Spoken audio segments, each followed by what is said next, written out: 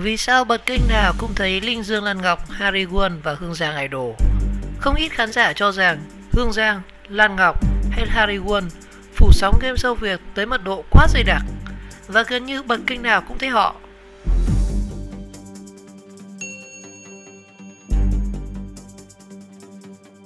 Tính đến cuối năm 2019 thì đài truyền hình VTV và HTV có hơn 20 game show được phát sóng luân phiên vào các ngày trong tuần. Và danh sách chương trình từng lên sóng đài truyền hình Vĩnh Long trên Wikipedia cũng có 21 cái gọi là game show. Và trái với lượng game show khủng trên thì số nghệ sĩ được tin tưởng trao cho những vị trí chủ chốt xuất hiện đều đặn lại khá ít. Về phía nam nghệ sĩ thì Trấn Thành, Trường Giang, Đại Nghĩa là những cái tên hết sức quen thuộc.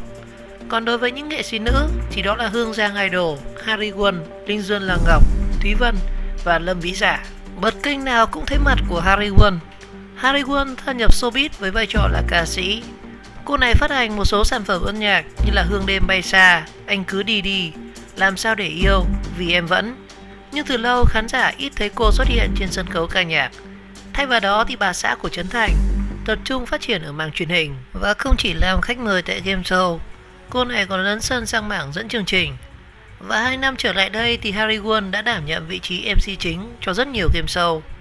Và điểm sơ qua thì gồm có Nhanh Như Chớp, Siêu Bất Ngờ, Giọng Ca Bí Ẩn, Chung Sức, Làm Vợ Phải Thế, Bố Là Số 1, vân vân. Ngoài ra cô này còn nhận lời tham gia ban bình luận của Quý Ông Đại Chiến cùng với Linh Dương Lan Ngọc và Hương Giang idol. Và mới nhất thì Harry Won cũng vừa trở thành một trong 5 người dẫn talk show Chị Em Chúng Mình.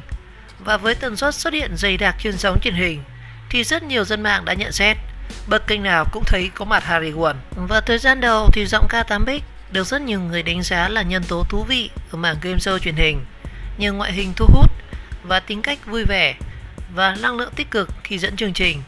Ngay cả việc phát âm tiếng Việt lơ lớ của bà xã Trấn Thành cũng được cho là yếu tố lạ và khiến người xem chú ý. Tuy nhiên, lối dẫn chỉ trên chỉ lạ và có thể ăn khách trong thời gian ngắn. Sau đó thì khán giả bắt đầu phàn nàn về cách phát âm ngọng nghịu, giọng nói ể ả của cô. Ngay cả cộng đồng nghiệp cũng rất nhiều lần nửa đùa nửa thật từ chối để Harry Won đặt câu hỏi khi tham gia chương trình Nhanh Như Chớp. Và nhiều người cho rằng Harry Won nên nghiêm túc trau dồi vốn từ ngữ nếu muốn phát triển lâu dài ở mảng MC tại Việt Nam.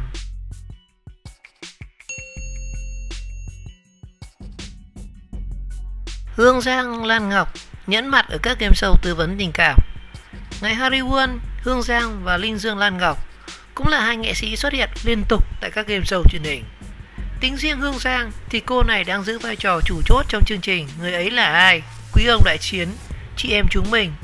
Trước đó thì cô này còn có mặt trong dàn cast chính của Sao Nhập Ngũ, Khi Đàn Ông Mang Bầu, Siêu Mẫu Việt Nam, Cuộc Đua Kỳ Thú và tham gia vô vàn các game show khác với vai trò là khách mời. Sự nghiệp của Hương Giang bước lên một nấc thang mới sau khi giành chiến thắng tại Hoa hậu chuyển giới quốc tế năm 2018 và trở về Việt Nam với chiếc vương miện.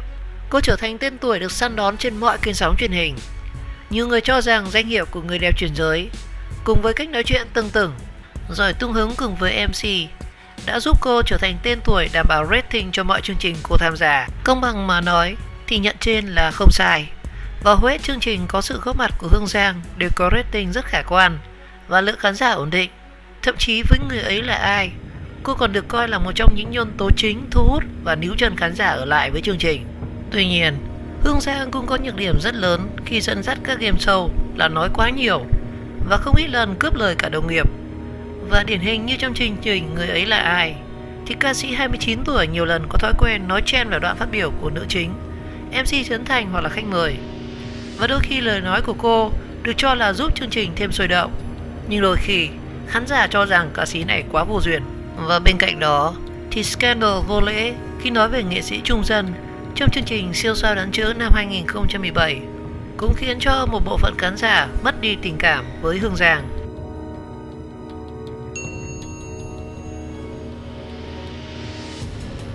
Linh Dương Lan Ngọc thì cũng có sức hút tương tự như Hương Giang. Nữ diễn viên 30 tuổi có ngoại hình xinh đẹp, tính cách hài hước và nói chuyện dí dỏm, dễ chọc cười khán giả.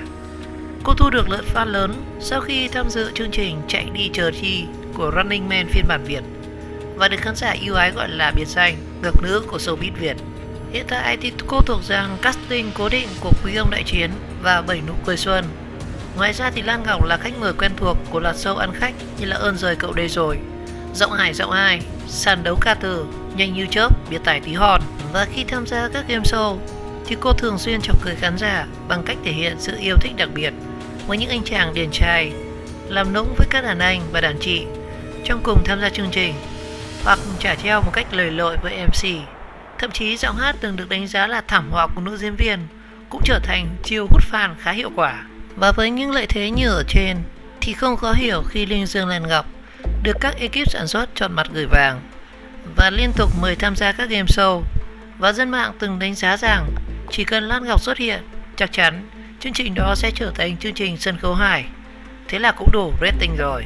Và sau khi Quý ông Đại Chiến năm 2020 kết thúc thì cô này lại có mặt ở Chị Em Chúng Mình để tư vấn tình yêu và bàn về các chủ đề trong cuộc sống. Nhưng trong các chiêu chọc cười khán giả của Lan Ngọc đã và đang dùng quá nhiều và lặp đi lặp lại ở các chương trình, khiến khán giả trở nên dần nhàm chán. Và nữ diễn viên xuất hiện trong nhiều show, và show nào thì Lan Ngọc cũng mang đến hình tượng một thiếu nữ có giọng nói hơi chói tai, thường nhõng nhẽo với các bạn nam điển trai và không ngại ngùng đụng chạm với người cô có cảm tình. Và trên mạng, nhiều người cho rằng cô có dấu hiệu lạm dụng hình tượng mê trai cũng như giọng hát thảm họa để câu kéo tiếng cười từ khán giả. Thậm chí hành động tán tỉnh đụng chạm người chơi nam của Lan Ngọc, Lâm Vĩ Dạ, Hương Giang trong Quý ông Đại Chiến còn được cho là sỗ sàng và rất vô duyên.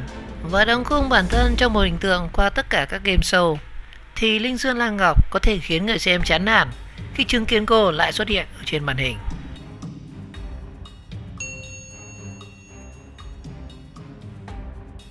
Và bên cạnh những Hương Giang và Linh Dương Lan Ngọc, những tên tuổi nhãn mặt của game show Việt, còn có tên của Lâm Vĩ Dạ. 3 năm trở lại đây thì cô này trở thành tên tuổi nổi bật khi nhắc đến các game show hài hoặc là các game thiên về diễn xuất. Diễn viên 31 tuổi được giao các vị trí MC của loạt các game show 7 nụ cười xuân năm 2019, Hồi ngộ danh hài, Giác quan thứ 6, Đấu trường âm nhạc, Đại chiến kén rể, Vì bạn xứng đáng. Ngoài ra thì cô này còn là thành viên cố định của Ơn Rồi Cậu Đây Rồi, Sao Hỏa Sao Kim, Quý ông Đại Chiến, Kỳ tài thách đấu, Chọn Ai Đây.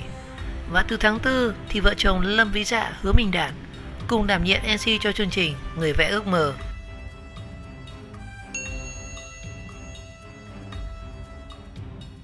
Những mầm non mới như là Thúy Ngân và Diệu Nhi.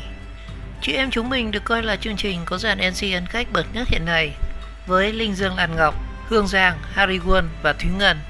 Cùng với nghệ sĩ nhân dân Lê Khánh, 4 sao nữ kể trên sẽ cùng trò chuyện, chia sẻ kinh nghiệm và đưa ra lời khuyên cho khán giả về tình cảm và lối sống. Và hiếm có show nào quy tụ hàng loạt các tên tuổi nhẫn mặt trên sóng truyền hình như là Chị Em Chúng Mình. Và so với ba đồng nghiệp, chị Thúy Ngân có phần lép vế về tần suất phủ sóng trên game show. Tuy nhiên thì cô cũng là gương mặt quen thuộc trong 7 nụ cười xuân, Quý ông Đại Chiến, Ô hay gì thế này, Siêu mẫu nhí, Ngạc nhiên chưa. Và có ý kiến cho rằng Thúy Ngân chính là mầm non đang lên, sẽ tiếp bước Lan Ngọc, Hương Giang phủ sóng các game show Việt Nam. Và so với các đồng nghiệp thì nữ diễn viên được nhận xét là có sự tươi mới do chưa phủ sóng tràn lan trên truyền hình như vài năm trước. Ngoài chương trình Người Đi Xuyên Tường và Phường Ơi Mở Cửa thì Diệu Nhi chưa thực sự cầm trịch ở nhiều game show, nhưng cô này là khách mời quen thuộc của các chương trình Giọng Hải Giọng Ai, Bộ Tứ Siêu Đẳng, Nhanh Như Chớp, Người Bí Ẩn. Khán giả nhận xét rằng Diệu Nhi mang lại tiếng cười cho người xem nhờ tính cách khá lầy, và giọng hát cũng được xếp vào hàng thảm họa. Và nói về cách thể hiện trong game show thì nữ diễn viên từng chia sẻ: có lẽ khán giả yêu mến tôi khi xem game show vì họ cảm nhận được một Diệu Nhi thật và không gồng mình lên để trở thành những người khác. Hiện tại thì cả Thúy Ngân và Diệu Nhi đều mang hình tượng vui tính và có phần hồn nhiên khi xuất hiện trên sóng truyền hình. Và để đi được bước đường dài ở mảng game show thì có ý kiến cho rằng hai nữ diễn viên cần chú trọng vào việc trau dồi kỹ năng dẫn dắt và biết đổi mới mình với hình tượng và biết chiêu trò khi xuất hiện trong show để tránh bước vào lối mòn chăm show như một của các đồng nghiệp ở trên.